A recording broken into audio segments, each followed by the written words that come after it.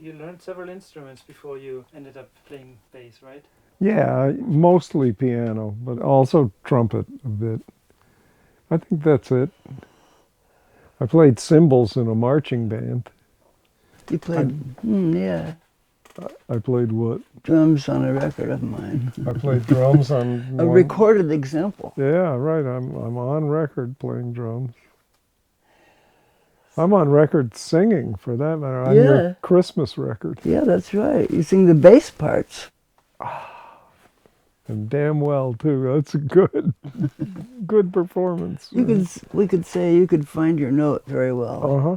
What the note was not the most beautiful note. Yes, but it was the right one. And that made it most beautiful.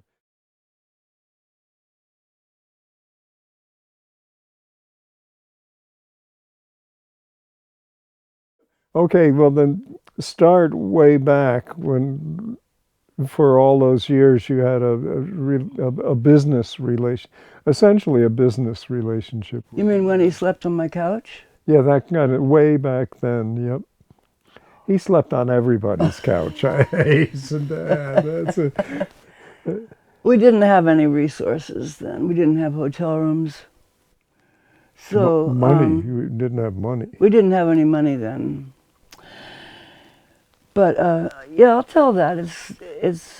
We had me and Michael Mantler had a group of people called the New Music Distribution Service. Yeah. And we did everything ourselves. We distributed ECM, and as one of 6 other European labels. And then the tables turned, and now ECM distributed us for 20 years, 30 years? More like 30. I mean, you were distributing ECM in the early 70s. Yeah. And it lasted for a few years, and then the tables turned. So I would think ECM has been distributing you since the late 70s, something like that. Yeah. I'm the numbers man in the band. You're the brain man in general. You keep all of my information right up there. I'm her external hard drive. Yeah. But that's the idea, is that initially he came to you. Initially he came to me as well. He wrote me a typewritten letter. I wish I had it. I think I still do somewhere. It was written by an actual typewriter on that kind of paper one used in the late 1960s when this communication arrived. If you were writing to a foreign country, you used the thinnest, lightest possible paper because you were charged by the ounce, and it was very expensive to send a letter. And of course there were no faxes and there was no internet, and so I received this very long page-and-a-half of single-spaced typing from Manfred asking if I wanted to do an album, and nobody had asked before. I had always sort of worked behind the scenes making albums under other people's names, most notably Gary Burton's name. And I think Manfred saw that my hand was behind a lot of the work that I was involved in, and wanted to draw me out. It was a wonderful thing. It's very rare in the music business that somebody approaches an artist and says, I want to help you expose your music to the world. It's almost always, the shoe is always on the other foot. The artist has to go out and shamelessly advocate for his own work, and it's very embarrassing. It's an awful. You know this well. You did a lot of it. It's a degrading process to sell yourself shamelessly, but it's the way things are done in the music business. Manfred reversed that process and in effect kind of asked what he could do to help us to get some music down on tape. Well, it may be that he realized your hand was behind a lot of projects you were on, but the real truth is, Sarah Humphreys told me last week, is that Manfred just adored a bass solo that you took many years ago. I believe it was on a Gary Burton record. Yeah, I think and I know he the one. still talks about that bass solo. So it's not just your brains, it's your, well, your talent is in your brain, isn't it? Maybe. I have talent all over myself. It's everywhere.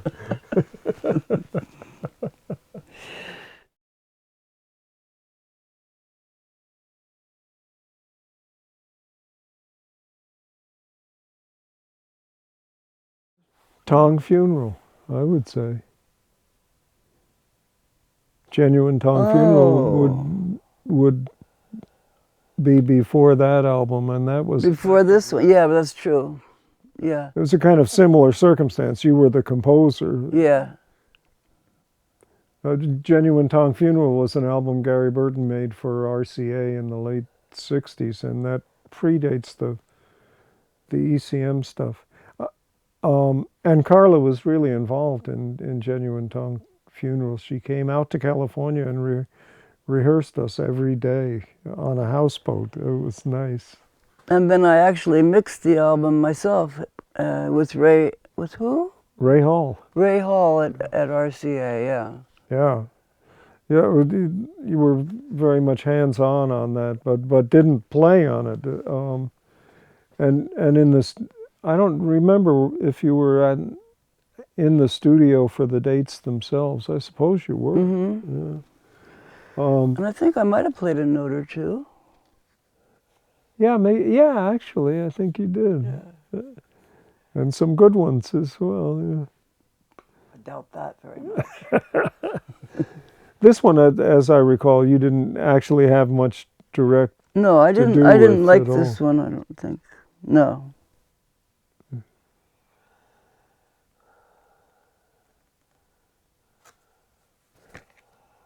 Why? Why? You know, I only heard it once. Maybe I like it by now. Sometimes I don't like things for reasons that aren't very reasonable.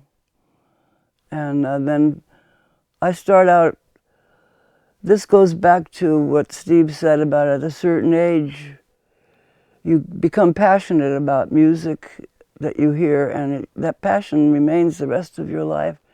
It's like your ear is formed in the late teens, early 20s. I think so, yeah. And that becomes something you're protecting. And I was very fussy. I was protecting something, and it was not the way I would have done it, or didn't like the playing or something. I don't remember what it was. I only listened to it once. But I was of the school that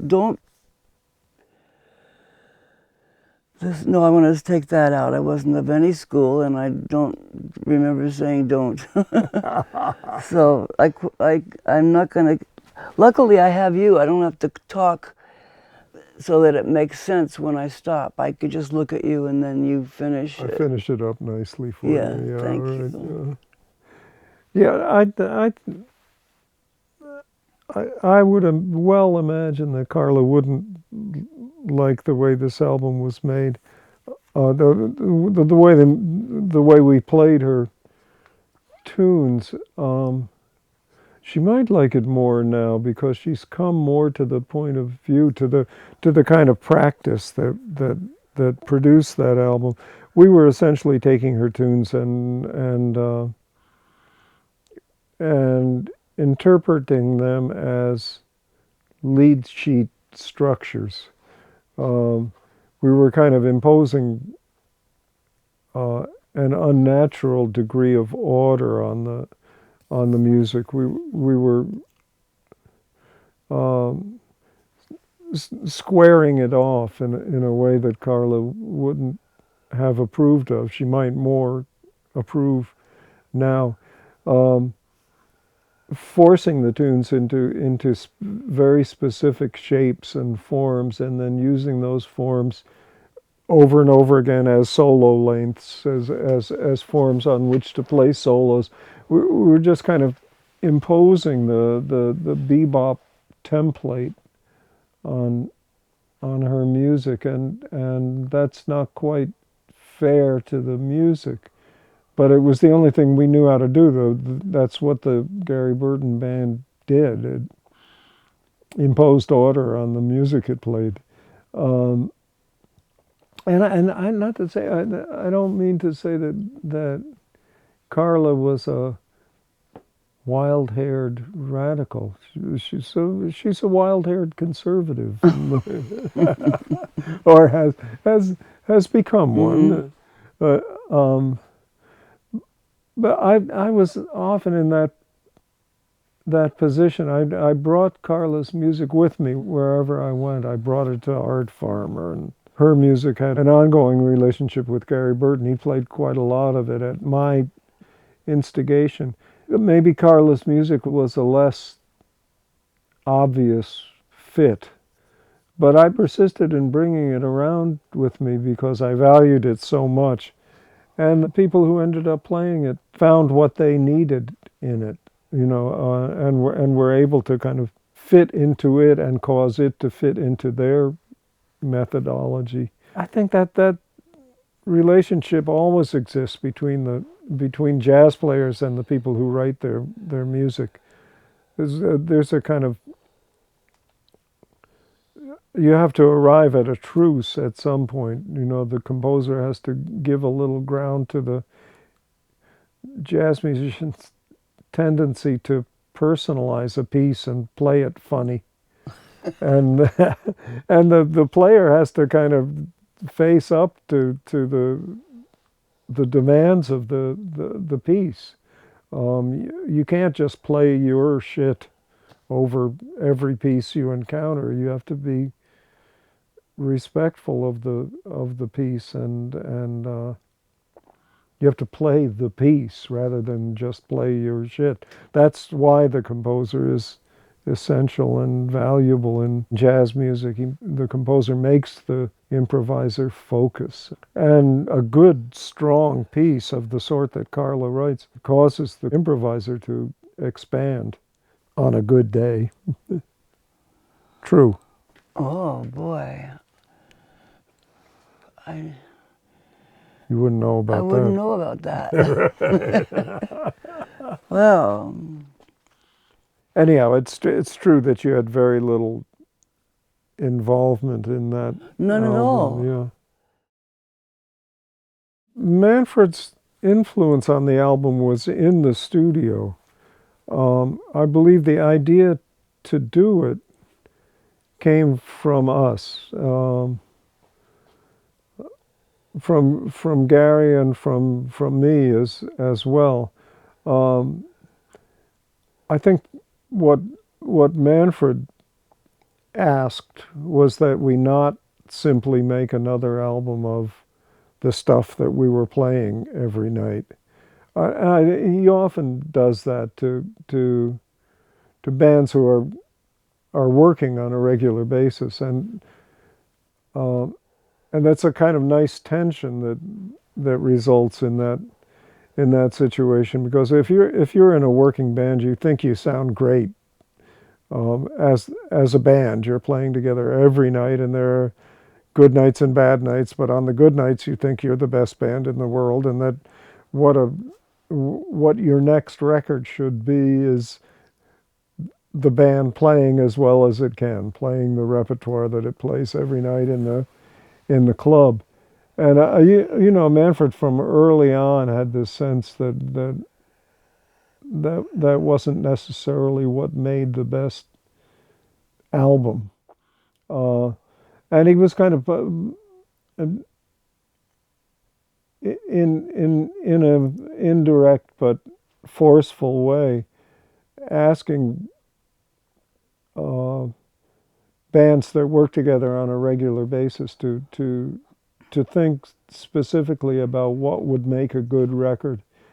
And in this case, in the course of thinking about that, it occurred to us that it would kind of focus the album to make it an album of Carla's tunes. And we were playing some of these tunes on a nightly basis, but we also had to kind of dive into her repertoire.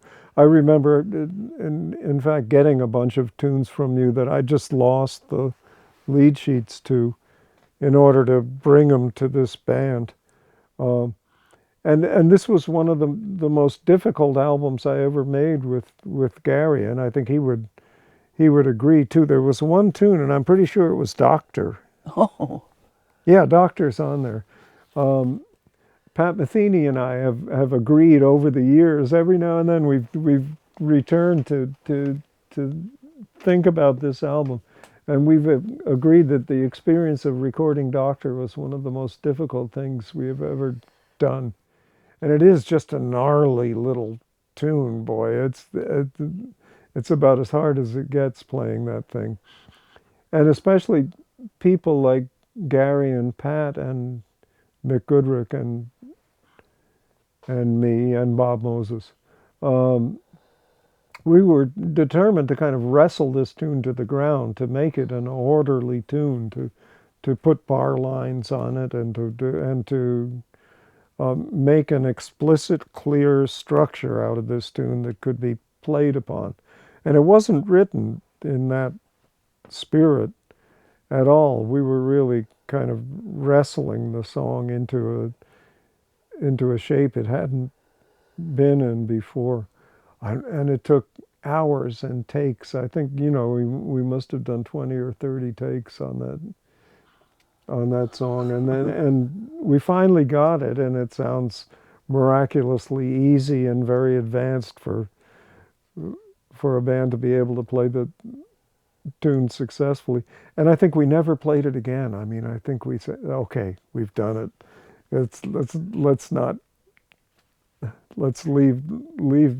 Let sleeping dogs lie. And that was kind of the end of our relationship to Doctor. But in fact, the trio kind of revived. We've been playing it again, and it seems easy now, kind of, right? Mm-hmm. We've kind of grown into the tune. Yeah.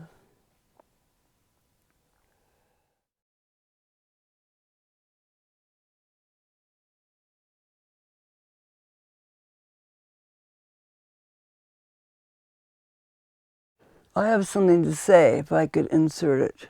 I wish you would. I met Steve. I didn't meet him, but I saw Steve. How old were you? 14, I think. I think you were younger. I could have been, yeah. You were a young-looking 14. Uh-huh. He came to Birdland. I was working at Birdland. No. Basin Street. Basin Street. Basin Street West. Basin Street West. I was working there as a cigarette girl. I would imagine, yeah. Or waitress, I suppose. No, I didn't You do didn't that. Waitress. Yeah, okay, it had to be cigarette girl Cigarette you were girl. wandering around the club. Yeah. And I saw a young person, I thought about 10 years old, and that couldn't have been possible. Yeah, no, I couldn't have been 10, but I've always looked considerably younger than my age. He was sitting in the front row in front of Clifford Brown. Yeah. The Clifford Brown Quintet, and he was sitting with his father. And I never forgot that. The kid that came and listened to Clifford Brown with his father sort of dozing next to him. Yeah. And it turned out to be Steve. I found out later that, he had been that kid. Yeah. Yeah, I had to have been that kid. It couldn't have been anybody else. The other band was Gene Krupa. Yeah, it was. I remember that. And Gene Krupa was very popular with kids, but not ever Clifford Brown. Yeah, no, he... So I listened to all the bands. That's how I got my education. I just was employed as either carrying a tray of cigarettes to sell to people, or stuffed animals, or I was the photographer that said, "You want to commemorate this evening? You and your cousin?" Your illicit date, yeah, right. Your niece. Yeah. And they would say, no, please, go away, don't tell anybody. But that's how I got my education. I was paid to go to school. Get back to Manfred and talk about, because I don't know, so I'd like to know. Oh, that's why. How it happened that. So you purposely want to omit the answer to the question that I interrupted? Oh no, go ahead. Go ahead. I forgot it. Yeah, go ahead. Why did you like my music? Oh yeah, why did I like your music? That's what I was going to ask you. Well, I was going to ask him.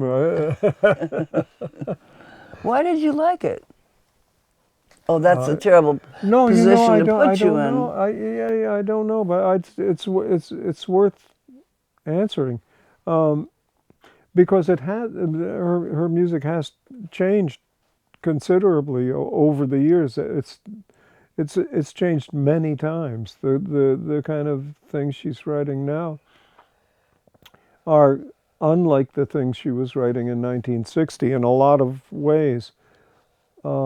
But I think there's a thread that has run through it all, and has remained constant. One thing that's remained constant is that Carla is incredibly selective and persistent. Living with her as I do, I get to sometimes overhear her when she's in the process of writing a tune. And I've heard her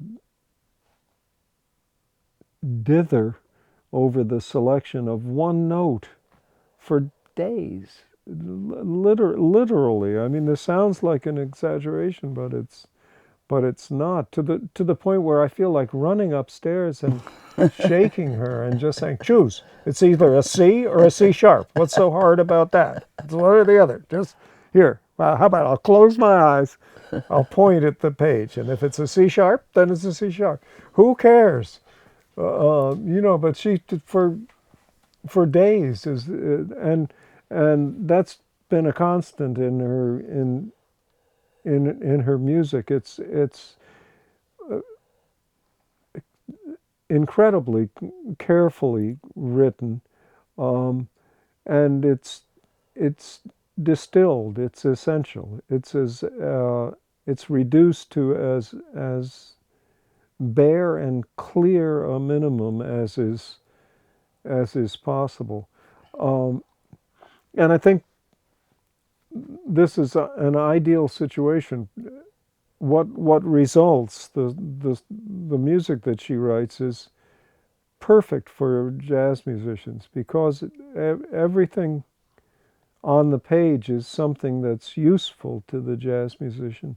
Nothing is not useful to the jazz musician, but because it's so carefully distilled, the jazz musician has can make a world of it, can build it into something incredibly complex and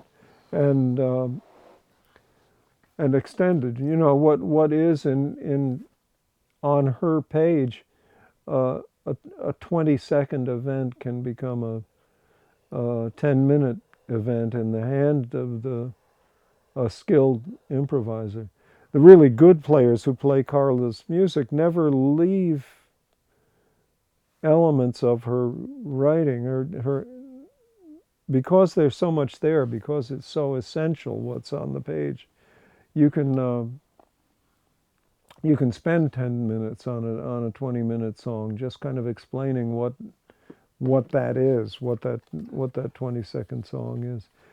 We've been having kind of recurring pleasurable arguments about about her writing. And on the last album, the trio album that's just to be released, there's a 17-second song. And I've been arguing that that's not enough, that's not a song. 17 seconds can't be a song. And she's insisting that nope, that's a song. And it has to have its own name and its own track number and everything. And of course, Manfred agrees with her. And it's going to be on the album as a 17-second song. But I see it as an introduction to the next song, just part of the next song. But that's an essential part of what it is that's not only drawn me to Carla's music, but kept me invested in Carla's music all these years. Well, that was a big answer. That was a big one. And now we got rid of it, we could talk about the next question. See, everything has to have an order. Yeah, I know, dear. And I know you're the one to make this order.